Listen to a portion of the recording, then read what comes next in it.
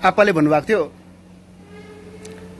हेर छोरा, बिहा गर्ने हो भने चाहिँ नि माथि लेकको बस्तीको सिधा केटी जो चाहिँ आफूभन्दा ठुलो बडाहरूलाई इज्जत गर्ने अनि घरको कामकाज गर्ने शिर स्वभाव भएको केटी बिहा गर्नुपर्छ है छोरा भन्नुभएको थियो।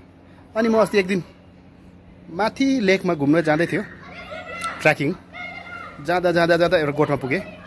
सो गोठमा हेरेको त एउटा बहिनी राम्री परेको, गोठमा गाईलाई घाँस हाल्दै रहेछ, गोबर सोर्दै रहेछ होइन, पुरा कामकाज गर्दो रहेछ। अनि हामी पनि यसो छेउमा गयो नि। अनि छेउमा जाँदाखेरि उहाँले हामीलाई यसो हेर्नु भएर, कहाँबाट आउनु भएको दाजु भने, यसो घुम्दै आएको नि, हामी ट्र्याकिङ आएको, पुरा थाकेर एकछिन रेस्ट बनाएको नि। अनि उहाँले हामीलाई मही पस्केर दियो नि, एकदम मही। अन्त मही दिएर चाहिँ टक्कै नमस्ते गर्यो। अन्त मैले यसो सोचेँ, अरे यसले त पुरा इज्जत गर्दो रहेछ, आप्पाले भनेको केटी चाहिँ यही नै रहेछ भनेर मैले उसलाई नम्बर मागेँ नि। तर डाइरेक्ट त मैले केही भन्न सकिनँ।